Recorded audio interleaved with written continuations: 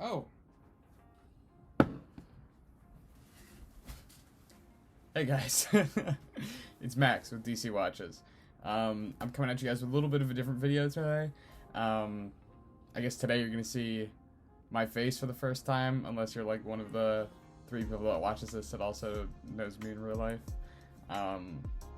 But yeah, so I had a comment come from Shachar Levy. I don't know if that's how you say your name. I hope it is. Asking me to do a video about Grail watches. And in response to that, I had a pretty in-depth conversation with a couple of great guys whose Instagrams will be linked in the description.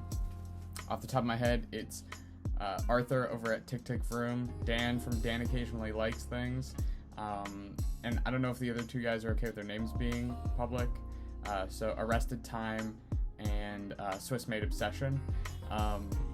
We had a great conversation about kind of what a Grail watch means to each of us, and we kind of came to a conclusion about a general definition of what a Grail watch is, and then we talked a little bit about what our Grail watches are. So I'm going to talk today about what my personal Grail watches are, and then and then hopefully I'll have at least a couple of the guys on in future episodes to talk about their Grail watches and how they kind of approach their collections.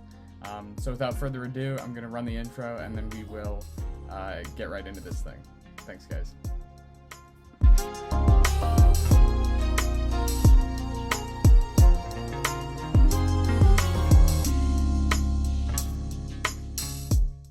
So to start, the watch on the wrist today, probably not a surprise for most people, but today I've got my Omega Speedmaster Professional on, reference 145.022 from like 1993, 1994. And that kind of that'll come into play a little bit later when we start talking about my actual Grail watches. So kind of the definition that we ran with, that we decided was most appropriate when talking about Grail watches, is it is something that you cannot get unless something life-altering happens to you financially. And that watch would thus beget something that forever alters your collection and your collecting habits. Essentially an exit piece. It is, that piece comes in, everything else is gone, that's my watch. That's kind of what a little bit what we decided was a working definition of Grail watch. I know Arthur at Vroom on Instagram talked a little bit about how he really hates that people overuse Grail watch. When people say Grail watch, what they really mean is a watch that I want or a watch that I'm planning to buy. When in reality, that's more of a goal watch than a Grail watch. For a long time, I considered this Speedmaster to be my Grail. But I have it now, and I still have other watches that I wear. It's not really a Grail. It's not the end-all be-all of my collection. It's just a watch that I love in my collection. So the Grail watch has to be a watch that usurps anything else. You have that, you don't need anything else. And it's also something that is more than likely unobtainable. Something that you're never really going to have the chance to get your hands on. So kind of with that in mind, I have 4 off the top of my head because I couldn't narrow it down to one because I can't actually understand kind of the process of owning each one. All 4 of them are watches that I will never be able to afford. All 4 of them are watches that I don't think I will ever even see in person. And they kind of highlight... I think Grail watches, too, highlight an interesting thing about what you actually enjoy about watchmaking and watch collecting as a hobby. All of mine are sports watches. None of mine are a Longinsuna, none of mine are Patek, none of mine are Vacheron and Constantin, or even AP. All of mine are Rolex or Omega, and that's really it. I admire those like a lot of the guys I'd been talking to. Their Grails, their exit pieces are like MB&F and Vacheron and you know, pieces that are legitimately hot horology.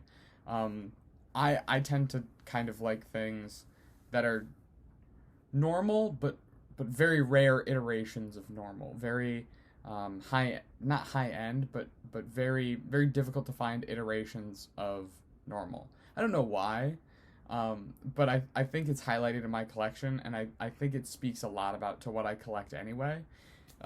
So kind of jumping into it, the first one is it's kind of a giveaway because I'm considering purchasing a different model, I guess, of this watch. But the first one is a vintage, obviously, Rolex 1016 Explorer with a tropical dial. I love the Explorer layout. I think it's one of, if not the single best designed watch there is. I'm personally looking at, in the near-ish future, bringing in a 14270 or a 114270. Hopefully a 14270, but I'll make a video on that later if I actually end up with one. But a 1016 tropical dial is something that I just really, really think is a pinnacle of watch design, and is kind of a pinnacle of the intersection of like watches and antiquity. I really love aging. I really love patina. I know some people hate it. Arthur will throw a watch away if it gets a scratch on it. But I really love patina. I think it's a really really interesting characteristic of the watch. You can see it with the tritium lumen plots on my Speedmaster. You can see it with the the forced aging on the SKX. You can also see it with the actual aging of the Seamaster and the pale blue of the bezel and the dial. I just love patina, and a Rolex Explorer 1016 with a tropical dial, in my mind, is for your money, the best patina you're going to get on one of the coolest watches that money can buy. The next one is another Rolex. It's a Rolex 1675 GMT, but one with the kind of like sky blue and magenta bezel, where it's originally a Coke bezel. So originally red and blue, but transitions into like this sky blue and magenta. And that again just comes from my personal affinity for watches that display really, really beautiful aging. One thing that kind of hurts is I was looking at what these are selling for in like 2016, and you could get a pretty decent example of a magenta dialed 1675 for like $8,900, which is still a lot of money, don't get me wrong, and it's money that I'm not comfortable spending on a watch right now, or probably ever.